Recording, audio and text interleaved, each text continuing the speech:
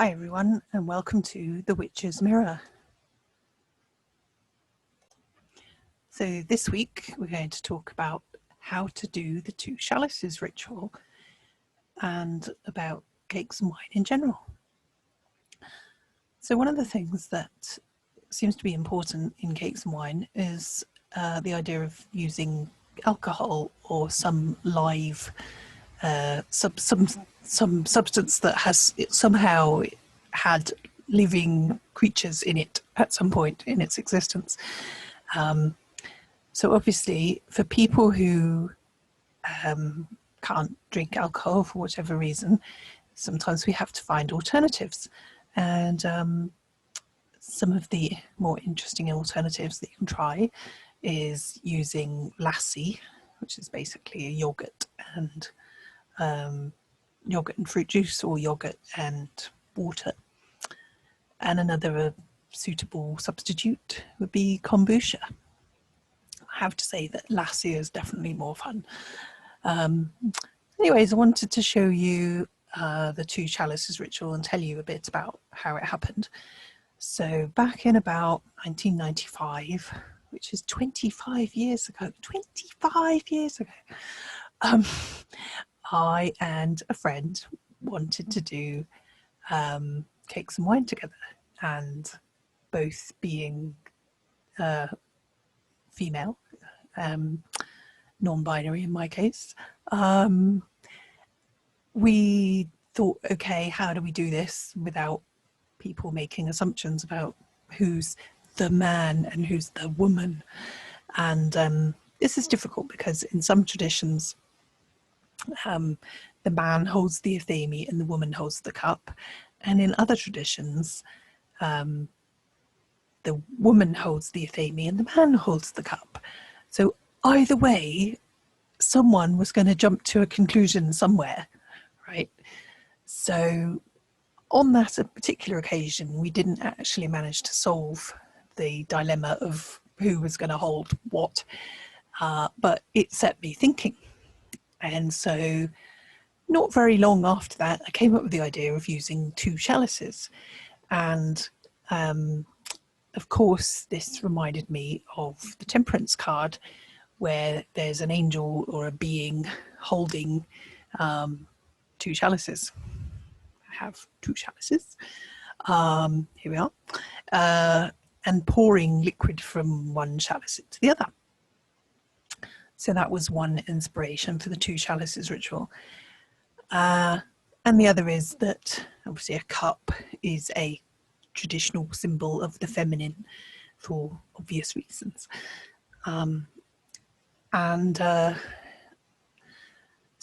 So I thought about this. I didn't actually get to do it in a circle until around 2002, and did it with another bisexual person, and we both thought it was great and did it a few times more after that. And finally, I was at an LGBT ritual in 2014 and introduced this to everybody present. And we also tried consecrating the cakes with two athames, but it just didn't have the same resonance somehow. So anyway, so we started off, and so obviously you have to imagine that somebody else is holding this other chalice here, and I poured the liquid from one chalice into the other, and then I passed the empty chalice to the next person and took a sip.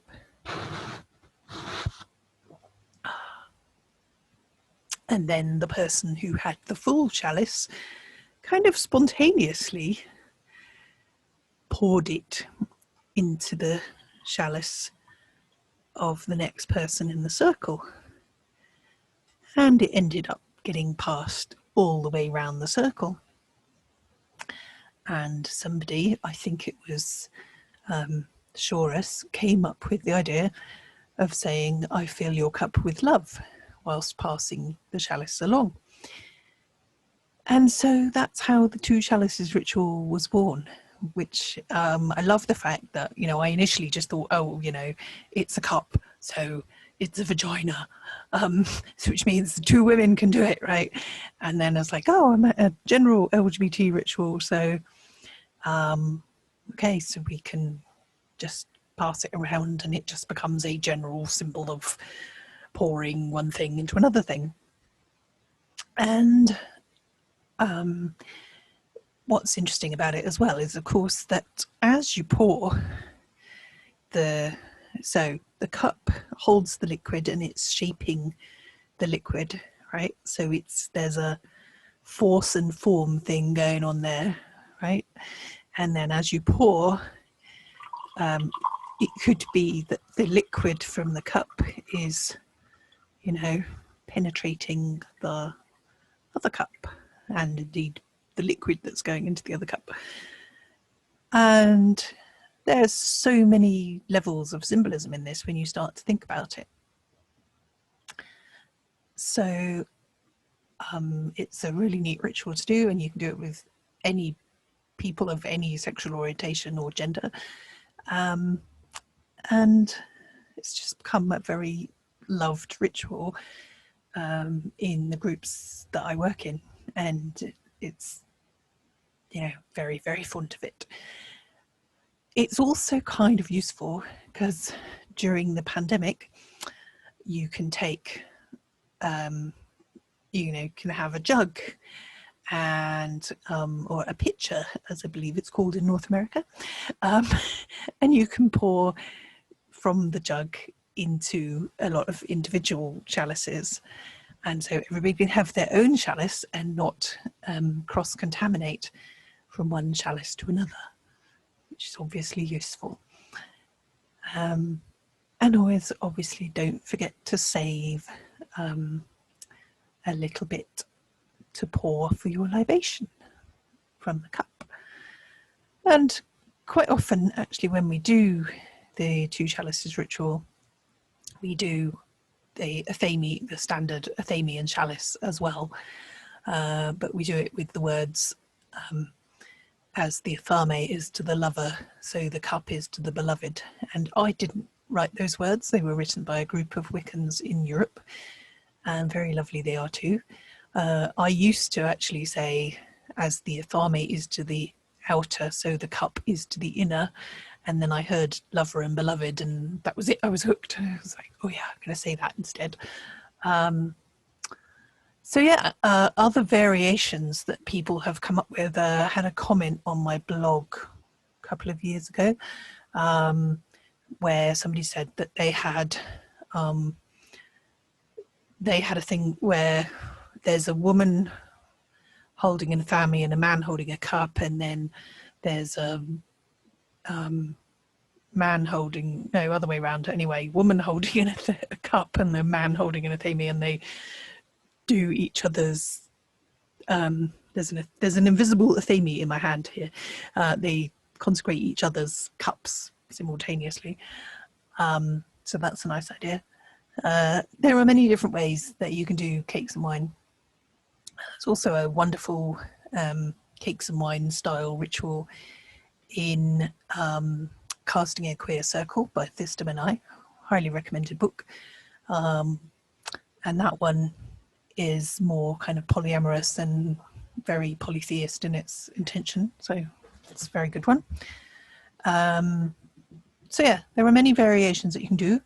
If you want to find out more about the Two Chalices Ritual, and I have a nice diagram that I prepared, and indeed Inclusive Wicca in general, you can read my new book, which is called Dark Mirror, The Inner Work of Witchcraft, and is on sale right now from shop.doreenvaliente.org.